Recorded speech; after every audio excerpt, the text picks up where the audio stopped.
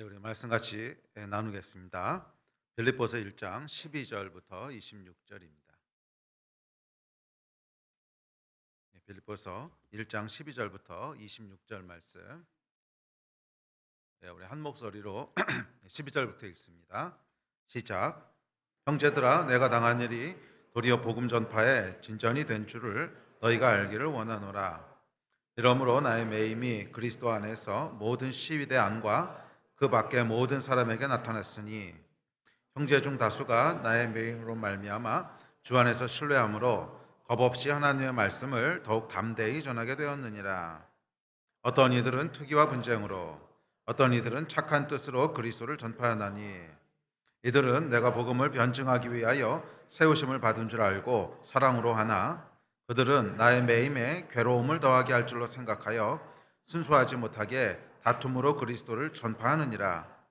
그러면 무엇이냐? 거칠애로 하나 참으로 하나 무슨 방도로 하든지 전파되는 것은 그리스도니, 이로써 나는 기뻐하고 또한 기뻐하리라. 이것이 너희의 간구와 예수 그리스도의 성령의 도우심으로 나를 구원에 이르게 할 줄 아는 거로, 나의 간절한 기대와 소망을 따라 아무 일에든지 부끄러워하지 아니하고 지금도 전과 같이 온전히 담대하여 살든지 죽든지 내 몸에서 그리스도가 존귀하게 되게 하려 하나니, 이는 내게 사는 것이 그리스도니 죽는 것도 유익함이라. 그러나 만일 육신으로 사는 이것이 내 일의 열매일진데 무엇을 택해야 할는지 나는 알지 못하노라. 내가 그 둘 사이에 끼었으니 차라리 세상을 떠나서 그리스도와 함께 있는 것이 훨씬 더 좋은 일이라. 그렇게 하고 싶으나 내가 육신으로 있는 것이 너희를 위하여 더 유익하니라. 내가 살 것과 너희 믿음의 진보와 기쁨을 위하여 너희 무리와 함께 거할 이것을 확실히 아노니, 내가 다시 너희와 같이 있으므로 그리스도 예수 안에서 너희 자랑이 나로 말미암아 풍성하게 하려 함이라. 아멘. 빌립보서는 기쁨에 대한 책입니다. 바울의 기쁨의 목록들이 쭉 기록되어 있는 책이 빌립보서입니다. 이 로마에서 감옥에 갇혀 있던 바울은 빌립보 성도들에게 기쁨을 전하고 있습니다. 기뻐하고 또 기뻐하라. 항상 기뻐하라고 권면합니다. 이 옥에 갇혀 있으면 마음이 좀 우울할 법도 하고 또 억울하게 갇혔기 때문에 뭐 원통함도 있을 수 있고 그런 슬픈 마음도 있을 법한데, 바울은 그런 슬픔과는 전혀 상관없어 보입니다. 상황이나 환경과 관계없이 바울은 한결같은 기쁨을 누리고 있었습니다. 이 기쁨이 2022년 한 해 저와 여러분 가운데도 충만하게 되기를 주의 이름으로 축복합니다. 아, 이 코로나로 말미암아 지난 2년 이상을 온 세계가, 또 한국이 이 우울하고 뭐 스트레스 받고 그런 상황 가운데 있었죠. 그래서 저는 이런 시대 가운데 복음의 시대 정신은 기쁨이라고 믿습니다. 죄가 만들어낸 이 우울함과 죄가 만들어낸 스트레스들을 극복하는 것이 복음의 능력 아니겠습니까? 네. 그래서 복음의 시대 정신이 기쁨이라면 우리가 기쁨만 누리고 있어도 복음이 그 힘을 발휘하게 될 줄로 믿습니다. 저와 여러분이 상황과 관계없이 기쁨을 계속 누리고 있으면 이것으로 말미암아 그냥 기쁨을 누리기만 해도 복음이 힘을 얻게 되고 또 하나님의 나라가 전파되고 세워져 갈 줄 믿습니다. 기쁨이 함께하는 한 해가 되시기를 축복합니다. 우리가 기뻐하고 즐거워할 때 그것이 세상의 구원의 빛이 될 줄 믿습니다. 자, 오늘은 빌립보서 1장 12절부터 살펴보려고 합니다. 자, 지난주까지 우리가 3절부터 11절 말씀을 통해서 바울의 기쁨 리스트 첫 번째 있는 것을 살펴봤는데, 그것은 빌립보 성도들이었습니다. 너희로 말미암아 내가 기뻐한다고 바울이 고백합니다. 바울은 빌립보 성도들과 함께 복음 안에서의 교제를 나누고 있었습니다. 이것이 바울에게 큰 기쁨이 됐고 바울의 기쁨 목록의 맨 윗자리에 위치하게 됐습니다. 어, 이 교제는 단순히 그냥 뭐 세상에서 나누는 우정, 좋은 관계가 아니라 성령께서 우리 안에 거하시기 때문에 복음 안에서 나누게 되는 교제입니다. 한결같은 마음으로 변하지 않게 신실하게 관계를 유지하는, 성령께서 우리 안에 역사하시기 때문에 누리게 되는 그런 관계, 복음 안에서의 코이노니아, 이것으로 인해서 바울이 큰 기쁨을 누렸습니다. 자, 오늘은 이어지는 12절부터 살펴볼 텐데, 이제 12절부터 바울은 기쁨 목록의 두 번째 있는 그 주제를 얘기하기 시작합니다. 바울의 기쁨 리스트 두 번째 목록인데요. 그것은 바로 복음에 대한 사명이었습니다. 복음에 대한 사명 때문에 바울이 기뻐한다는 거예요. 복음이 전파되는 것 때문에 바울이 기뻐한다는 것입니다. 바울은 여러분 정말 복음에 미친 사람이었습니다. 오늘 본문 말씀을 보시면 알겠지만 바울은 상황이 어떻게 됐든 자기가 옥에 갇혔던 모함을 받던 사람들이 뭐라 그러던 상황이 어떻든지 간에 복음만 전파되면 기뻐했어요. 복음만 전파되면 기뻐하고 또 기뻐했습니다. 바울은 복음에 완전히 사로잡힌 사람이었고 정말 복음에 미친 사람이었습니다. 그래서 바울에게 기쁨은 이 복음이 전파되어지는 것이었습니다. 예수 이름이 높아지는 것이었습니다. 이것만 이루어지면 바울은 기뻐하고 또 기뻐했습니다. 사람들이 이 사명 또는 복음 전파 이런 얘기를 들으면 부담스럽게 생각하시는 분들도 있습니다. 근데 이것은 사명에 대한 오해 때문에 그렇다고 믿습니다. 이 사명이라고 하는 것은 부담이 되거나 또는 좀 두렵거나 한 그런 것이 아닙니다. 제가 존경하는 선교사님이 옛날에 이런 말씀을 하신 적이 있어요. 사람이 죽을 만한 뭔가가 없는 사람은 살아야 될 뭔가도 없는 거라고. 죽을 만한 뭔가가 없는 사람은 살아야 될 뭔가도 없는 거라고. 예, 여러분 무슨 말씀인지 알겠죠? 예, 그래서 내가 이것을 위해서라면 난 죽어도 좋아 하는 것을 발견하지 못한 사람은 내가 무엇을 위해 살아야 되는지도 모르는 사람, 발견하지 못한 사람이라는 것입니다. 그러니까 죽을 만큼 좋아하는 것이 없으니까 인생이 기쁠 리도 없죠. 무엇을 위해 살아야 되는지도 애매하고 모호한데 그 인생이 의미가 있고 기쁠 리는 없습니다. 사람은 내가 무엇을 위해 살아야 되는지를 확신하고 그 뭔가를 위해서 내가 목숨을 바쳐도 좋아 하는 것이 있을 때 비로소 기쁨을 누릴 수 있게 됩니다. 그런 의미에서 사명이라고 하는 것은 단순히 우리에게 어떤 부담을 주는 것이 아니라 우리를 향한 하나님의 축복입니다. 너희의 인생이 왜 만들어졌는 줄 알아? 이것을 행하면서 살라고 만들어졌어. 너희가 이 일을 행하고 있으면 너희 안에 기쁨이 늘 멈추지 않을 거야. 제가 데스티니 설교할 때도 여러 번 얘기했죠. 데스티니에 들어서게 되면 기쁨이 주어진다고. 왜냐하면 그것이 하나님이 사람을 창조하신 방식이에요. 내가 너를 창조하는데 이런 일을 하기 위해서 창조할 거야. 너는 내가 어떻게 만들었냐면 이 일을 해나가면서 즐거워하도록 만들었어. 이게 하나님이 우리를 창조하신 방식이에요. 그래서 사람은 사명이 있을 때 비로소 행복을 누릴 수 있어요. 사명이 있을 때 기쁨을 누릴 수 있어요. 내가 뭔가를 위해서 죽을 것이 없는 사람은, 그 죽을 만한 뭔가가 없는 사람은 살 만한 뭔가도 없는 것입니다. 바울이 비록 감옥에 갇혀 있었고 또 사람들의 공격과 오해를 받았음에도 불구하고 기쁨을 놓치지 않을 수 있었던 것은 바울에게는 이 사명이 분명했어요. 내가 무엇을 위해 지음받았는가 그것이 분명했고 내가 이것을 위해서 생명을 바쳐도 좋아 하는 것이 분명했어요. 그래서 이것이 바울에게 큰 기쁨을 줬습니다. 바울에게 큰 기쁨을 줬습니다. 옥에 갇힌 고통도 넘어설 만큼 큰 기쁨이 됐습니다. 자, 오늘은 이 바울의 두 번째 기쁨 목록인 복음의 사명에 대한 얘기들 함께 나누면서 저와 여러분 안에도 바울이 누렸던 것 같은 기쁨이 끊이지 않게 되기를 축원합니다. 먼저 12절부터 14절입니다. 자, 12절부터 14절 봅시다. 시작. 형제들아, 내가 당한 일이 도리어 복음 전파의 진전이 된 줄을 너희가 알기를 원하노라.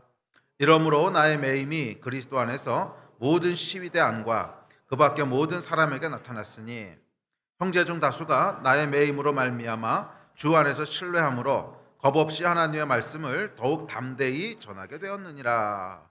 이 말씀에 보면 바울은 자기가 옥에 매인 것보다 그로 인해서 복음이 전해지는 것으로 인해서 기뻐하고 또 기뻐했어요. 옥에 갇힌 것 별로 신경 쓰지 않았다는 거예요. 사람들로부터 오해를 받거나 공격을 받거나 별로 신경 쓰지 않았다는 거예요. 바울은 관점이 달랐습니다. 바울은 세상을 바라보는 관점이 달랐어요. 바울의 관점은 내가 감옥에 있느냐 아니면 곧 나갈 수 있느냐, 또는 몸이 편하냐 불편하냐, 또는 재정이 넉넉하냐 부족하냐, 심지어 건강하냐 아프지 않느냐, 또는 건강하냐 아프지 않느냐 똑같은 말인데 건강하냐 아프냐 무엇을 먹느냐 마느냐 이런 게 아니었다는 거예요.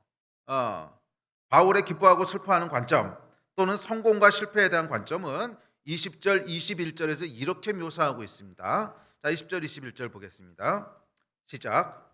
나의 간절한 기대와 소망을 따라 아무 일에든지 부끄러워하지 아니하고 지금도 전과 같이 온전히 담대하여 살든지 죽든지 내 몸에서 그리스도가 존귀하게 되게 하려 하나니 이는 내게 사는 것이 그리스도니 죽는 것도 유익함이라. 바울은 여러분 딴 거 관심 1도 없었다는 거예요.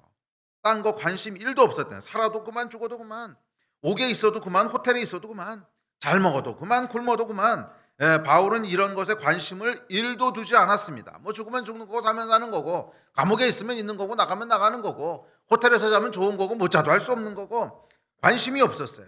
그러니까 이런 것들은 바울에게 기쁨을 주지도 반대로 슬픔을 주지도 못했습니다. 그러면 바울의 관심은 딱 하나였어요. 딱 하나였는데 그것은 내 몸에서 나를 통해서 그리스도가 존귀히 될 수 있는가? 이거 하나였어요. 나를 통해서 내 몸에서 그리스도가 존귀하게 될 수 있는가? 이거 하나였어요. 살아도 이거 죽어도 이거. 바울에게는 소망이 이거 하나뿐이었습니다. 나의 간절한 기대와 소망을 따라 이렇게 얘기하죠. 나의 간절한 기대와 소망이 있는데 이건 뭐냐 하면 살든지 죽든지 내 몸에서 그리스도가 존귀하게 되게 하리 하나니 이는 내게 사는 것이 그리스도니 죽는 것도 유익함이라.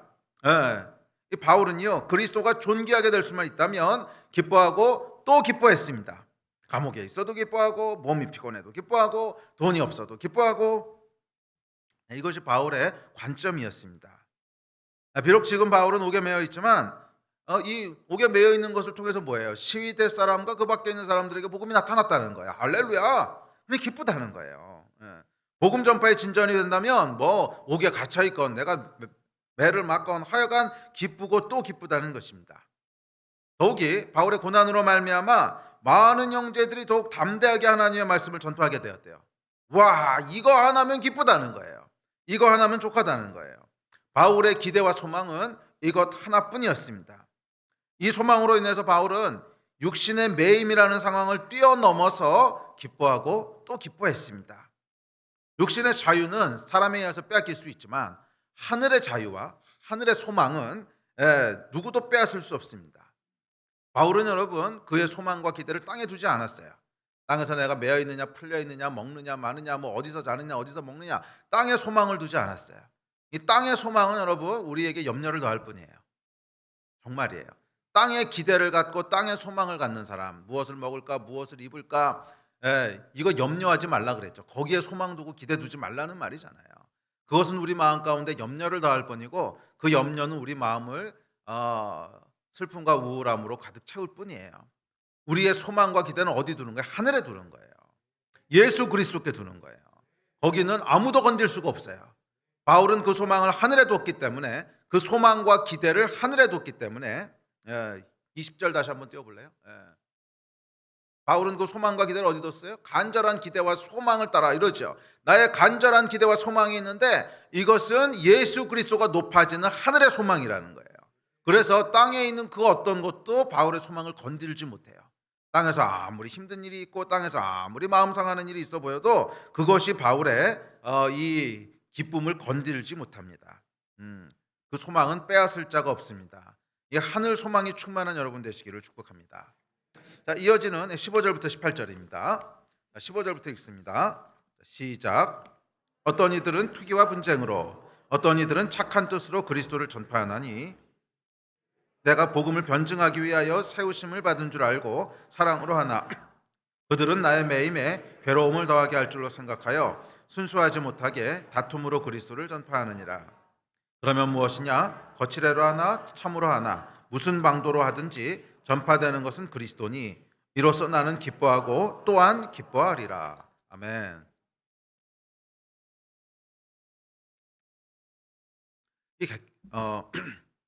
객관적으로 보면 바울의 상황이 더욱더 마음이 상할 수 있는 것은 아군의 공격이 있었다는 거예요.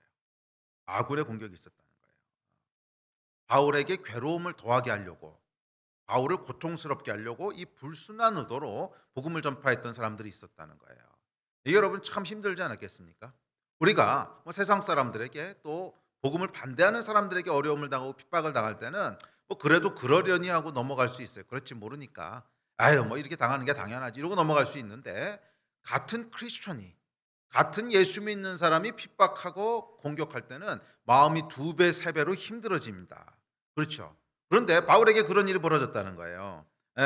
뭐 정확한 내용이 뭔지 알려져 있지는 않지만 어떤 크리스천들이 바울에 대한 질투심, 바울에 대한 질투 또는 경쟁심 등 이런 순수하지 못한 동기를 가지고 바울에게 괴로움을 더하려고 복음을 전했다는 것입니다. 자, 이들의 목적은 바울의 매임에 괴로움을 더하는 거예요. 하나뿐이었어요.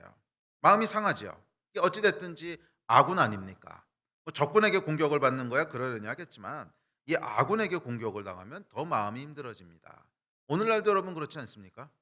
믿지 않는 사람들에게 뭐 욕을 먹고 믿지 않는 사람들에게 핍박을 받을 때는 에휴 그런가 보다 이러고 넘어가도 이 믿는 자들에게 이좀 마음 상하는 일을 당하고 나면 배로 힘들어집니다. 자, 그런데 참 놀라운 것은 바울은 이것에 대해서도 전혀 개의치 않았다는 거예요. 전혀 개의치 않았다는 거예요. 자, 18절에 보면 이렇게 얘기합니다. 18절 잠깐 띄워볼래요? 18절에 그러면 무엇이냐 이러고 시작하죠. 그러면 무엇이냐 이러고. 그런데 이 번역이 여러분 조금 애매하게 잘못되어 있습니다. 조금 애매하게 잘못되어 있는데 이 원래 뜻은 뭐냐면 그러면 무엇이냐 뭐 이런 뜻이 아니고, 그래서 새 번역에 보면 표준 새 번역에 보면 뭐라고 번역되어 있냐면 그렇지만 어떻습니까 이렇게 번역되어 있어요. 그렇지만 어떻습니까? 또 영어 성경에 보면 But what does it matter? 무슨 상관입니까? 이런 뜻이에요. 그래서 원어의 뜻도 이런 뜻입니다. 뭔 상관입니까? 이런 뜻이에요. 그렇지만 어떻습니까? What does it matter? 뭔 상관입니까? 이런 뜻이에요. 아군의 공격을 받아서 마음이 참 많이 상할 것 같은 이 상황 가운데 바울이 뭐냐 그러냐면 뭔 상관입니까? 이렇게 얘기하는 거예요. 그게 뭔 상관입니까? 이리 하든 저리 하든 어차피 전파되는 것은 예수님 아닙니까? 이로써 나는 기뻐하고 또한 기뻐합니다. 이 얘기를 하고 있는 것입니다. 바울은 여러분 그리스도께 진짜 미친 사람이었어요. 정말 그리스도께 미친 사람이었습니다. 다른 건 전혀 눈에 들어오지 않습니다. 옥에 갇힌 처량한 상황도, 모함하고 공격하는 사람들도, 괴로움을 더하려고 이렇게 난리치는 사람들도 전혀 눈에 들어오지 않아요. 전혀 눈에 들어오지 않고 바울의 눈에는 딱 하나만 보입니다. 딱 하나만 바울의 눈에 들어오는데 그건 뭐냐면 그래서 그리스도가 존귀하게 되는 겁니까? 이것만 눈에 들어오는 거예요. 그래서 그리스도가 존귀하게 되시는 거야? 아니야? 이것만 말해. 이것만. 네가 뭔 동기로 그렇게 하는지 모르겠는데 그거 상관없어. 관심도 없어. 나를 곤란하게 만들려고 그러는지 나에 대한 복수로 그러는지 몰라 그건 네 맘대로 해. 관심 없어. 그래서 예수 그리스도가 존귀하게 되는 거야. 이것만 말해. 그래서 예수 그리스도의 이름이 높임을 받는 거야. 이것만 말해. 이게 여러분 18절 내용이에요. 18절이 정확하게 번역하면 이 내용이에요. 뭔 상관입니까? 거칠애로 하나 참으로 하나, 네가 무슨 동기로 하나, 나를 모욕하려고 하는지 어렵게 하려고 하는지 아니면 진짜로 하는지 그게 무슨 상관이야? 무슨 방법으로 하든지 간에 나는 관심 없어. 내 질문은 딱 하나야. 그래서 그리스도가 존귀하게 되는 거야. 그래서 그리스도의 이름이 높아지는 거야. 그래서 복음이 전파되는 거야. 만약 그것만 사실이라면 나는 기뻐하고 또한 기뻐하노라. 이게 여러분 18절의 내용입니다. 그래서 저는 개인적으로 이 빌립보서에 보면 참 좋은 말씀들이 많죠. 좋은 구절들이 많고, 그래서 뭐 암송들도 많이 하시고 그런 구절들이 많은데 저는 개인적으로 18절 말씀이 가장 강력한 말씀이라고 느껴져요. 근데 번역이 약간 애매하게 돼서 그러면 무엇이냐 이렇게 번역되는 바람에 이 참 맛을 못 발견하고 넘어갈 때가 많은데, 사실은 빌립보서를 읽다 보면 이 18절 말씀만큼 소름 돋는 말씀도 없어요. 바울이 무슨 상관이야? 그 사람이 나를 미워해서 그렇든 질투하려고 그렇든 고난을 더하게 하려고 그렇든 무슨 상관이야? 예수 그리스도만 높아지면 괜찮아. 나는 좋아. 이 얘기하고 있는 것입니다. 그리고 이것이 다른 모든 것을 압도해버리는 복음에 대한 열정, 사명에 대한 열정이 바울이 옥에 갇혀서도 기쁨을 잃지 않을 수 있었던 이유였습니다. 저와 여러분 가운데도 이 기쁨이 넘쳤으면 좋겠습니다. 그래요 여러분, 바울의 기쁨의 소스는 그리스도가 존귀하게 되시는 것이었어요. 다른 거는 뭔 상관이냐, 이런들 어떠하리 저런들 어떠하리, 이러면 어떻고 저런들 어떠냐, 이게 바울의 관점이에요. 그리스도가 존귀하게 되는 것, 그거 다 나면 할렐루야 오케이. 다른 건 뭔 상관입니까? 그러면 무엇이냐, 그렇지만 어떻습니까? 아무 상관없다는 거예요. 이런들 어떠하리 저런들 어떠하리. 이것이 바울의 마음이었습니다. 우리는 어떻습니까? 혹시 우리가 기쁨을 누리지 못하는 이유는 이 이런들 저런들에 너무 관심이 많기 때문 아닐까요? 혹시 이런들 저런들, 바울은 이런들 어떻고 저런들 어떠냐고 얘기했는데 혹시 우리는 이런들 저런들에 너무 관심이 많아서 그래서 기쁨을 잃어버리고 있는 것은 아닌가요? 여러분 미식가들은 말이에요. 미식가들은 식당을 찾아갈 때 음식만 맛있으면 돼요. 음식만 맛있으면 돼요. 뭐 식탁보 색깔이 어떻고 물컵은 뭐를 쓰고 그러니까 이런 거 따지지 않습니다. 죄송하지만 이거는 맛을 잘 모르시는 분들이 따지는 거고요. 뭐 식탁보 색깔이 어때, 분위기가 어때, 뭐 컵이 어떻고, 뭐 어디 컵을 썼고, 뭐 이런 거는 죄송합니다, 여러분. 맛을 잘 음미하지 못하시는 분들이 그러는 거고요. 진짜로 맛을 잘 음미할 수 있는 미식가들은요, 식탁보, 컵, 그러면 무엇이냐? 뭔 상관입니까? 그래서 고기는 어떻습니까? 이거를 보는 거죠. 예.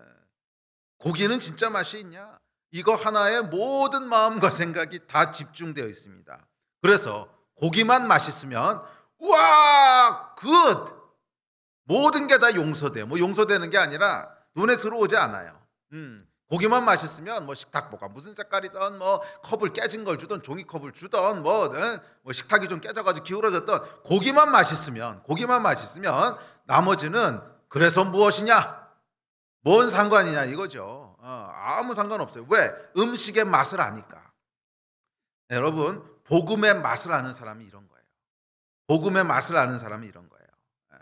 뭐 상황이 억울하고 사람들이 몰라주고 내 의도는 그런 게 아니었고 사실은 사람들이 오해한 거고 그건 네가 내 의도를 곡해해서 그런 거고 이런 게 우리 마음을 사로잡아서 우리 마음을 불편하게 하고 있는 것이라면 왜 그런 줄 아십니까? 복음의 맛을 모르기 때문에 그러는 거예요. 복음의 맛을 모르니까. 예. 고기 맛을 모르니까 자꾸 비본질적인 것을 보게 되는 거예요. 뭐 식탁보가 어떠니, 뭐 컵이 어떠니. 고기 맛을 모르니까 비본질적인 것에 마음이 가게 되듯이 복음도 마찬가지입니다. 복음의 맛을 모르는 사람은 자꾸 비본질적인 것에 마음이 쓰입니다. 뭐 이건 내가 그런 게 아닌데 사람들이 오해했고 뭐 이건 억울한 거고 사람들이 몰라주고 내 의도는 이게 아니었고 뭐 교회가 김집사가 어떻고 뭐 셀리더가 어떻고 이게 뭐예요? 복음의 맛을 모를 때 나오는 반응이에요. 자꾸 다른 걸 보게 되는 것입니다. 제가 예수 믿고 나서 가장 좋아했던 구절이 이 빌립보서 1장 20절 21절이었어요. 우리 다시 한번 읽어볼까요? 뭐 지금도 제가 제일 좋아하는 구절 중에 하나인데 우리 20절 21절 읽어봅시다. 시작. 나의 간절한 기대와 소망을 따라 아무 일에든지 부끄러워하지 아니하고 지금도 전과 같이 온전히 담대하여 살든지 죽든지 내 몸에서 그리스도가 존귀하게 되게 하려 하나니 이는 내게 사는 것이 그리스도니 죽는 것도 유익함이라. 아멘. 와, 이 말씀이 얼마나 좋아하는지요. 제가 대학교 1학년 때 예수님 믿고 나서 이 말씀이 얼마나 좋아하는지 기독교 백화점에 가서 이 책갈피로 되어 있는 요런 이제 말씀 써 있는 걸 하나 샀어요. 그래서 요 구절이 써 있는 걸 딱 샀는데 뭐 지금도 기억나게 연두색으로 된 건데 그래가지고 코팅을 싹 해가지고 이 성경책 사이에다 끼워놓고 매일매일 꺼내보면서 그냥 매일매일 꺼내볼 때마다 심장이 두근두근 뛰는 거예요. 막 심장이 뛰고 정말 설명할 수 없는 감동과 기쁨이 있었어요. 그래서 꺼내보고 울고 또 그 다음날 꺼내보고 또 울고 기뻐하고 찬양하고 와, 이 말씀이 얼마나 제 마음 가운데 그냥 깊게 울리는지 그냥 이 말씀을 볼 때마다 막 감격인 거예요. 감격. 그렇지. 내 몸에서 그리스도가 존귀히 되게 하려 하나니 내게 사는 것이 그리스도니 죽는 것도 유익함이라. 살든지 죽든지 오직 예수. 살든지 죽든지 오직 예수. 예, 정말 이 말씀이 얼마나 제 영혼에 깊게 울렸는지 바울의 고백이 아니라 제 고백이 됐어요. 정말 바울의 고백이 아니라 제 고백이 됐어요. 주님, 살든지 죽든지 내 몸에서 그리스도가 존귀하게 되게 해주십시오. 이를 위해서라면 죽는 것도 할렐루야입니다. 아멘. 이게 여러분 갓 거듭난 직후의 고백이었습니다.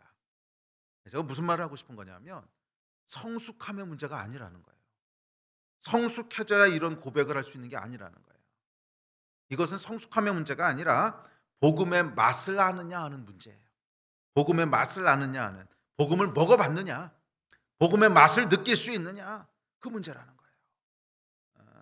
맞아요, 여러분. 복음의 맛을 아는 것은 성숙의 문제가 아닙니다. 여러분, 백종원만 맛을 느낄 수 있는 게 아니잖아요. 어? 물론 그 요리를 할 수 있느냐, 이건 백종원만 할 수 있어요. 그건 이제 성숙한 사람만 할 수 있는데, 맛을 느낄 수 있느냐, 이건 백종원만 할 수 있는 게 아니잖아요. 누구든지 먹어본 사람은 맛을 느끼는 거지. 누구든지 살아있는 사람이면 맛을 느낄 수 있는 거지, 백종원이 돼야만 맛을 느낄 수 있는 건 아니잖아요. 요리를 할 수 있느냐 하는 것과 맛을 느낄 수 있느냐 하는 것은 전혀 다른 문제라는 거예요. 맛은 여러분, 살아있는 사람이라면, 먹어본 사람이라면 누구든지 알 수 있어요.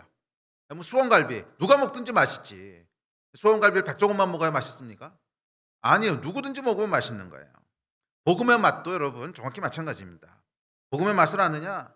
이건 여러분 살아있는 사람이라면, 복음을 경험해본 사람이, 먹어본 사람이라면, 구원의 감격을 경험해본 사람이라면 누구든지 그 맛을 알아요.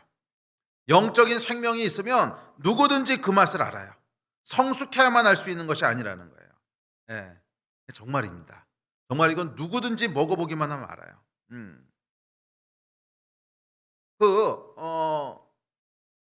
제가 이 말씀을 보고 감동이 있고 제 안에 막 열정이 있었을 때, 바울처럼 능숙하게 말씀을 변론할 수 있느냐? 그건 못하죠. 훈련받은 적이 없으니까. 또는 바울처럼 성경을 능력 있게 가르칠 수 있느냐? 그것도 못해요. 문사가 아니니까 못할 수 있어요.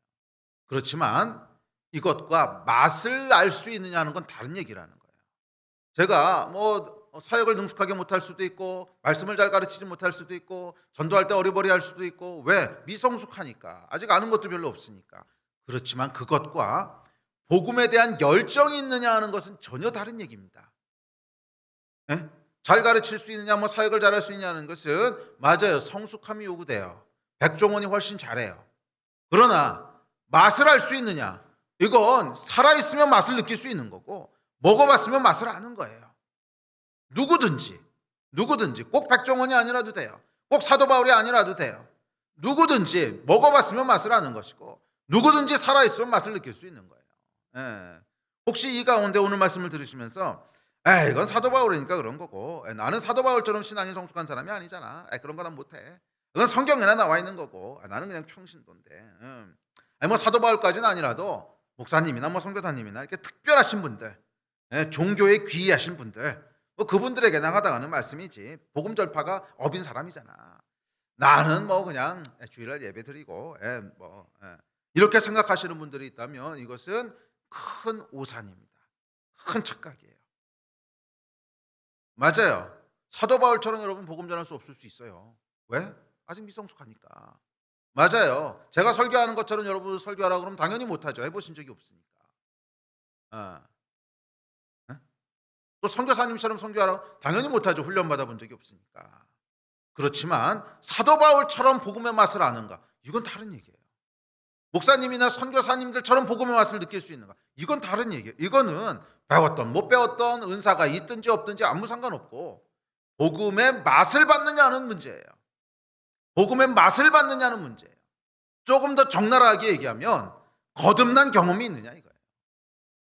살아있느냐 이거예요. 내가 영적으로 살아있으면 맛을 느끼는 겁니다. 맛을 느끼지 못한다고 하는 건 영이 죽어있다는 뜻이죠. 영적으로 죽어있으니까, 거듭난 경험이 없으니까 맛을 못 느끼는 겁니다. 복음의 맛을 아는 것은 여러분, 성숙한 감은 전혀 다른 얘기예요. 성숙한 것하고는. 성숙하든 성숙하지 않든, 은사가 있든 없든 그것과는 아무 상관이 없어요. 복음의 맛은 영적으로 생명이 있는 사람이라면,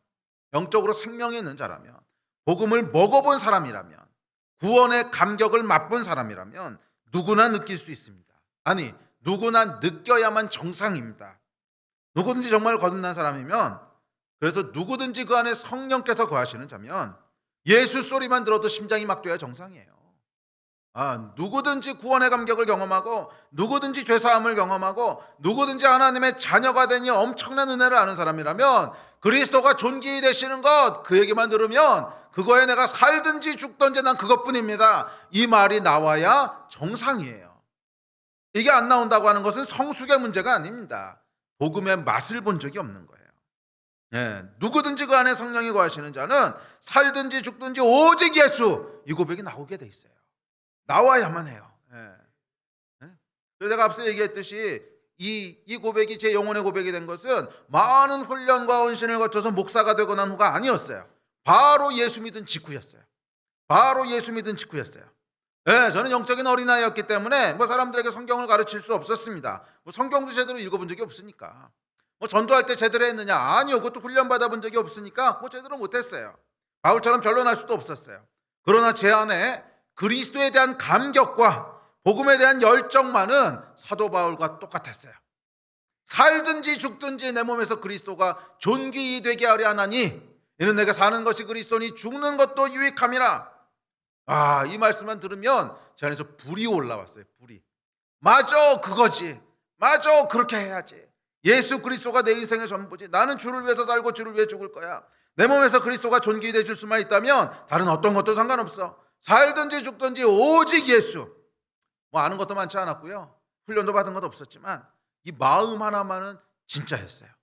이 마음 하나만은 성경에 기록된 것과 똑같았어요. 예. 그래서 어느 순간 보니까 이것이 바울의 고백이 아니라 제 고백이 돼 있었어요. 성령이 임하시고 구원의 감격과 십자가의 은혜가 제 영혼에 부어질 때, 죄사함의 감격과 예수의 은혜가 부어질 때 바로 즉시 제 안에서 이 고백이 터져 나왔어요. 복음의 맛이 느껴지기 시작했습니다. 왜? 생명이 부어졌으니까. 이전까지 죽어있던 영적인 생명이 살아난 것입니다. 이게 여러분 거듭남입니다. 복음이 제 인생의 전부가 됐어요. 왜? 먹어봤으니까. 복음의 맛이 느껴지지 않는 이유는 딱 하나입니다. 영적으로 죽어있는 거예요. 먹어본 적이 없는 거예요. 먹어본 적이 없으니까 자꾸 다른 거에 신경을 쓰는 거예요.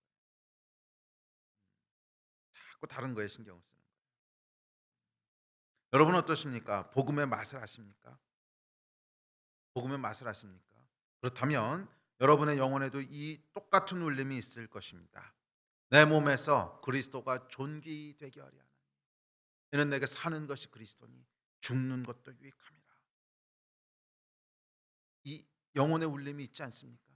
이 얘기를 들을 때 여러분 떨림이 있지 않습니까? 이 고백이 사도 바울의 고백이 아니라 나의 고백이고, 이 고백이 성경의 이야기가 아니라 내 이야기, 내 영혼의 이야기이지 않습니까? 이게 복음의 맛을 아는 자의 고백입니다. 만약 여러분 그렇지 않고 자꾸 다른 것에 눈이 들어온다면, 이 얘기를 들어도 그냥 밋밋하다면, 그건 뭐 목사님이나 선교사님들에게 해당하는 얘기고 나는 그냥 평범한 사람이야. 그거는 성경에나 기록되어 있는 거고, 그런 사람이 어디 있어? 이렇게 사는 거지.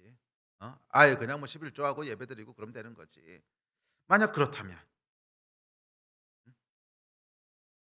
물론 사람이 여러분 거듭난 경험이 있어도 뭐 또 헤매거나 침체되면은 잠깐 맛을 잃어버릴 수는 있어요. 그 요즘 코로나 걸리고 나면 미각이 없어진다며요.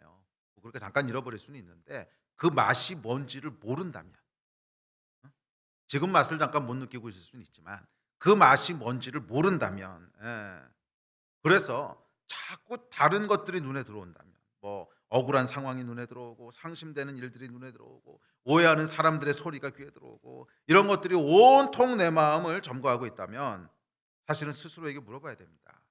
나는 복음의 맛을 아는 사람인가? 나는 복음을 먹어본 사람인가? 나는 정말 거듭난 사람인가? 여러분 생각보다 이유는요 단순하고 명료합니다. 생각보다 이유는 단순하고 명료해요. 그것은 내 인생에 성령께서 역사하시냐는 거예요. 내 안에 성령께서 일하시냐는 거예요. 물론 아까 말씀드렸듯이 거듭난 사람도요 뭐 침체되면 잠깐 그 맛을 잃어버릴 수도 있고, 뭐 침체되면 감동이 없을 수도 있고 그렇습니다. 그러나 처음부터 지금까지 한 번도 이런 걸 느껴본 적이 없다? 이건 다른 얘기예요. 처음부터 지금까지 예수만 높아질 수 있다면 다른 게 뭔 상관이냐 이런 생각을 해본 적이 한 번도 없다? 이건 다른 얘기입니다. 복음을 먹어본 적이 없는 거예요.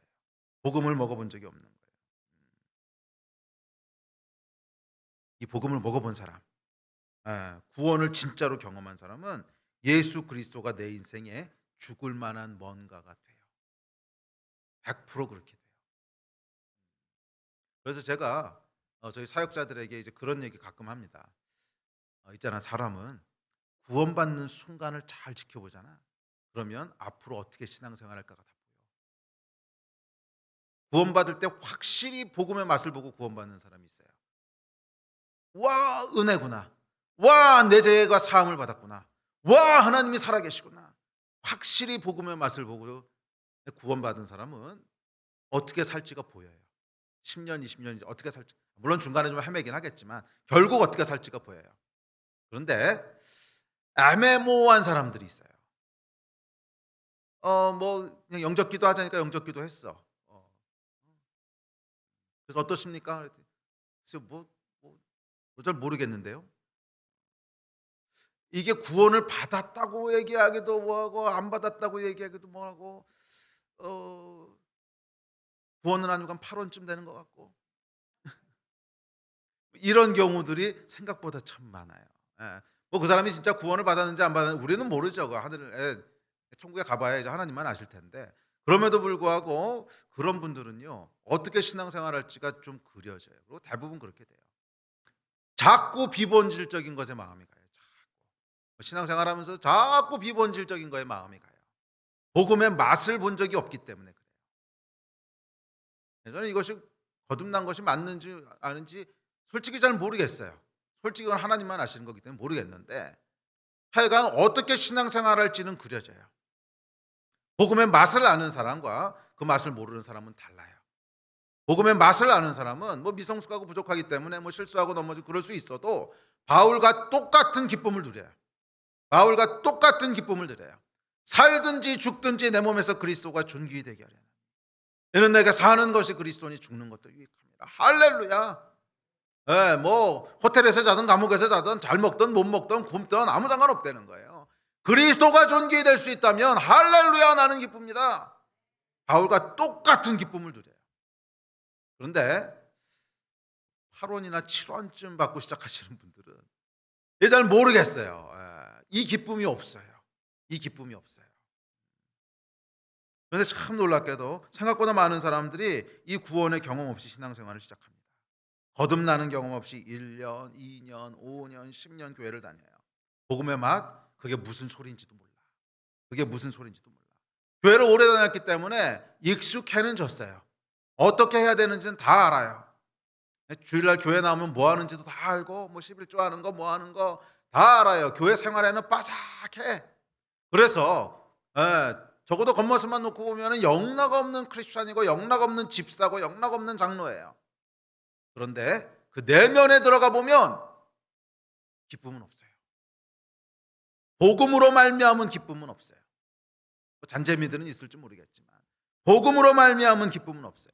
살든지 죽든지 내 몸에서 그리스도가 존귀히 되게 하려 하나니 이는 내게 사는 것이 그리스도니 죽는 것도 유익함이라. 할렐루야. 주 예수여 높임을 받으시옵소서. 오직 예수. 내가 죽어도 그만 살아도 그만 오직 예수. 이 고백은 없어요. 이 열정은 없어요. 이런 얘기를 들어도 이건 성경에 있는 이야기고 나와 성경은 전혀 다른 세계를 살고 있습니다. 목사나 선교사는 종교적 열심이 특심한 사람이니까 뭐 그런 사람들이나 이렇게 하는 거고 나는 전혀 다른 사람이라고 느낍니다. 종교입니다. 종교. 이건 여러분 복음이 아니고 종교입니다. 왜 우리 안에 바울이 느꼈던 복음의 기쁨이 없는가? 그것은 바울처럼 성숙하지 못하기 때문이 아니에요. 생각보다 이유는 단순하고 명료합니다. 복음을 맛보지 못해서 그래요. 복음을 맛보지 못해서 그래요. 거듭남의 경험이 없기 때문에 그렇습니다. 정말 생각보다 많은 분들이 거듭남의 경험 없이 신앙생활을 시작합니다. 사실 엄밀하게 하면 신앙생활이 아니라 교회 생활을 시작합니다. 교회를 어떻게 다니는지를 배우고 교회에서 어떻게 행동해야 되는지를 배우고 교회에서 어떻게 말해야 되는지를 배웁니다. 1년, 2년, 5년, 10년 익숙해지면 그게 예수 믿는 거라고 착각하기 시작합니다. 구원의 감격도, 복음의 능력도, 예수 그리스도의 은혜도 맛보지 못했어요. 저는 이게 여러분 가장 심각하고 비극적인 일이라고 생각합니다. 구원의 문턱까지 왔는데 거기서 진짜 구원은 받지 못하는. 여기서부터 여러분 시작해야 됩니다. 내 안에 복음을 향한 열정과 바울이 고백했던 그 감격과 그 기쁨이 없다면 여기서부터 시작해야 돼요. 물론 제가 아까 말씀드렸듯이 뭐 코로나로 인하여 잠깐 미각이 없어진 분도 있을 수 있어요. 예? 원래부터 맛을 못 느끼는 건 아닌데 분명히 맛도 봤고 분명히 맛도 느낄 수 있는데 그냥 영적으로 헤매다 보니까 또는 뭐 상황이 하도 힘들어가지고 이것저것 치이다 보니까 맛을 잊어버릴 수도 있어요.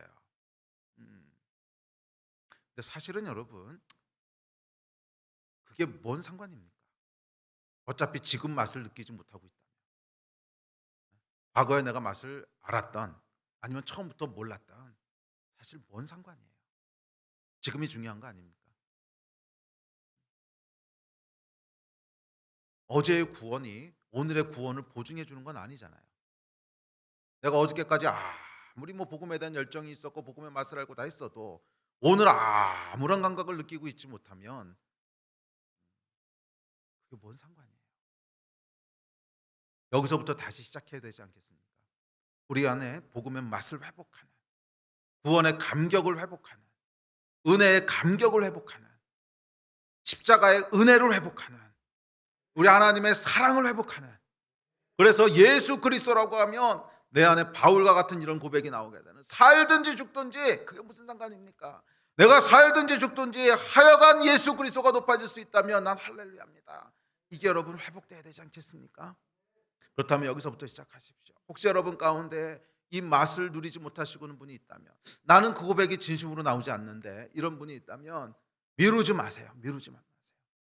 예. 그냥 그런가 보다, 마음이 좀 불편하지만 오늘만 넘기자, 또 다음 주부터는 다른 설교 하시겠지. 미루지 마세요.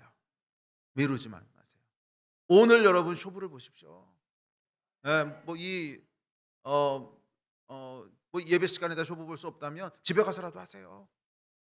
제가 거듭난 것도 그런 경험이었습니다. 복음을 전해 들었을 때는 그 자리에선 반응하지 않았지만 집에 가서 밤에 이 하나님 앞에 나가 독대했을 때 성령이 내 영혼을 울리셨고 제 영혼을 변화시키셨어요. 기도하는 자리에 나아가십시오. 기도하십시오. 하나님, 내 안에는 그런 고백이 없습니다. 내 안에는 구원의 감격이 없습니다. 내 안에는 은혜에 대한 감격도 없습니다. 오늘 하나님의 은혜를 가르쳐 주십시오. 오늘 내 죄가 사함받은 것이 무슨 의미인지를 가르쳐 주십시오.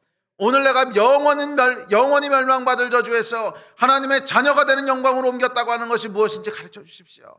하나님 도와주십시오. 하나님 만나 주십시오. 하나님 나를 거듭나게 해주십시오. 주 앞에 나가십시오. 여기서부터 시작하셔야 돼요. 다른 거 소용없습니다. 뭐 기쁨에 대한 이야기 아무리 많이 살펴봐도 소용없어요. 머리로 하실 수 있지만 누리지 못하실 건데 뭐. 기쁨이라고 하는 건 영적인 것이기 때문에 아무리 여러분들이 많이 이해하시고 많이 아셔도 소용없어요. 누리지 못하는데. 복음을 맛보셔야 됩니다. 다른 데서 시작하시는 거 소용없어요. 복음이 무엇인지를 맛보셔야 돼요. 거듭나야 돼요. 하나님, 은혜를 알게 하여 주십시오. 구원의 감격을 알게 하여 주십시오. 구원의 감격을 알게 하여 주십시오. 여기서부터 시작하십시오. 위대한 여정의 시작이 될 것입니다. 아멘. 우리 예배팀 앞으로 나오십시오.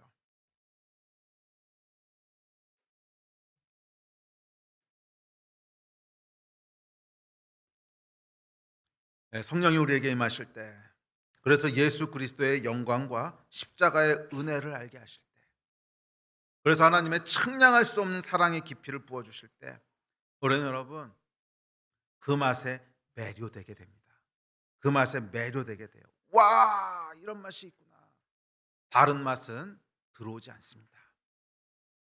다른 맛은 들어오지 않습니다. 오직 예수, 오직 예수. 세상의 어떤 소리도 귀에 들어오지 않습니다. 왜? 맛을 알아버린 거예요. 비교할 수 없는 맛을 알아버렸기 때문에 다른 어떤 소리도 들어오지 않습니다. 옥에 갇힌 상황도, 사람들의 비난도, 오해도, 실수도 다른 맛은 느껴지지 않습니다. 오직 예수, 오직 예수의 이름이 존귀하게 되는 것, 그것에만 온 마음과 생각이 영혼까지 팔려버립니다. 그리고 이것이 바울이 누렸던 기쁨, 상황과 관계없이 누려지는 하늘의 기쁨을 누릴 수 있었던 이유였습니다. 내가 죽어도 괜찮은 뭔가가 내 영혼에 부어진 것입니다. 2022년을 시작하는 이 한 해, 이전과 똑같이 생활하려고 하지 마세요. 혹시 여러분 가운데 복음의 맛을 모르고 해왔던 종교 생활이 있다면 오늘로 청산하십시다. 오늘로 청산하시고 바울과 같은 고백과 기쁨 위에 새롭게 시작하십시다. 새롭게. 하루를 살아도 주님의 기쁨 안에, 1년을 살아도 하나님께서 주시는 기쁨 안에, 그 은혜 안에 걸어가시게 되기를 축복합니다. 아멘. 아멘. 그것은 죽어도 괜찮은 뭔가가 우리 안에 부어지는 거예요. 예수 그리스도가 우리 안에 부어지는 거예요. 살든지 죽든지 내 몸에서 그리스도가 존귀하게 되게 하리 하나님. 이는 내게 사는 것이 그리스도니 죽는 것도 유익함이라. 예수밖에 없습니다. 예수님 한 분밖에 없습니다. 예수님이 잘 되시는 거라면 난 어떻게 돼도 상관없습니다. 이 놀라운 복음의 비밀, 놀라운 복음의 맛이 저와 여러분 가운데 임하는, 그래서 바울의 기쁨이 저와 여러분 가운데 부어지는 그런 은혜, 그런 한 해가 되시기를 주의 이름으로 축복합니다. 아멘. 자리에서 일어나서 같이 기도하십시다.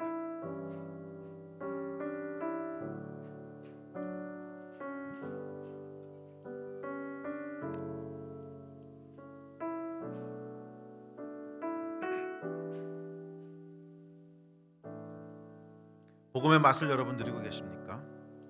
어떤 이유에서든지 복음의 맛을 누리고 있지 못하다면 오늘 그거 가지고 기도합시다. 주님, 복음의 맛을 알게 해주십시오. 복음의 맛을 알게 해주십시오. 혹시 그 맛을 알고 있었지만 잠깐 미각을 상실한 분 계십니까? 상관없습니다. 회복하게 해달라고 기도하십시오. 주님, 구원의 기쁨을 알게 해주십시오. 주님, 구원의 기쁨을 알게 해주십시오. 성령을 내게서 거두지 마십시오. 다윗이 여러분 범죄함으로 그 구원의 감격과 기쁨을 잃어버렸을 때 다시 하나님 앞에 나아가 기도했던 시편 아닙니까? 주여 내게서 성령을 거두지 마시옵소서. 구원의 기쁨을 회복시켜 주십시오. 이것이 다윗의 기도였고, 정말 하나님께서는 그 기도에 응답하셔서 다윗 안에 성령을 부으시고 구원의 기쁨을 회복시키셨듯이 우리에게도 그렇게 하실 것입니다. 우리 함께 기도할 때 이 다윗의 마음으로 기도하십시오. 구원의 기쁨을 회복시켜 주십시오. 내 안에 구원의 즐거움을 회복시켜 주십시오. 성령을 거두지 마십시오. 성령을 부어 주십시오. 성령과 동행하는 한 해가 되게 해주십시오. 이 마음 가지고 우리 주님 앞에 나가서 좀 간절히 기도했으면 좋겠습니다. 주여 한번 부르짖고 주 앞에서 기도하십시다. 기도하시겠습니다.